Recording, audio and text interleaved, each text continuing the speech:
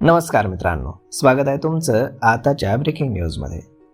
मित्रांनो, अनेकदा एस.टी. बस उशिराने येतात किंवा रद्द होतात. मात्र याबाबतची माहिती विद्यार्थ्यांना किंवा सर्वसामान्य लोकांना मिळत नाही. त्यामुळे विद्यार्थ्यांना आणि सर्वसामान्य लोकांना तासनतास एस.टी. स्टँडवरती उभं राहावं लागतं. परंतु आता एस.टी. कधी येणार याबाबत कोणाला काहीच माहीत नसतं. आता यासाठी सरकारनं एक मोठा निर्णय घेतला आहे.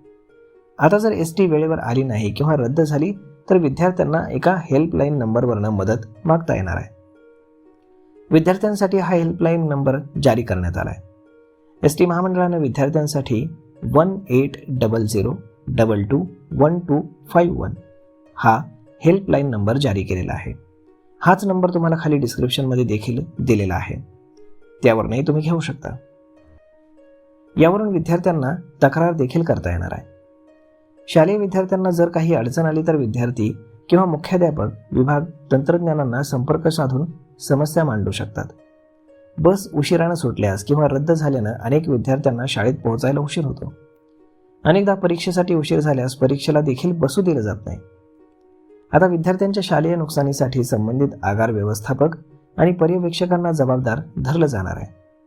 सोमवार ते शुक्रवार या कालावधीमध्ये संध्याकाळी 5 ते 6 वाजता विद्यार्थ्यांची चढ उतार जास्त असते. तिथे आगार पर्यवेक्षकांनी थांबून वाहतुकीचं नियोजन करायचं आहे. शाळेचा शेवटचा मुलगा घरी जाईपर्यंत संबंधित पर्यवेक्षकांना तिथेच थांबायचं आहे.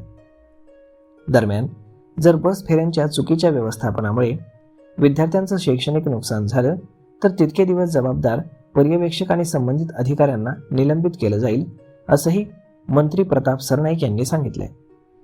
शालेय विद्यार्थ्यांना मासिक पासामध्ये 66% सूट दिली जाते. 12वी पर्यंतच्या मुलींना मोफत पास दिले जातात. अनेकदा विद्यार्थ्यांना घरी जायला उशीर झाल्यास पालकांची काळजी लागलेली असते. अशा परिस्थितीमध्ये हा हेल्पलाईन नंबर उपयुक्त ठरणार आहे.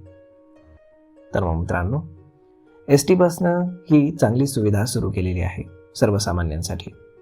यावरती आपलं मत काय हे तुम्ही आम्हाला कमेंट करून नक्कीच सांगा.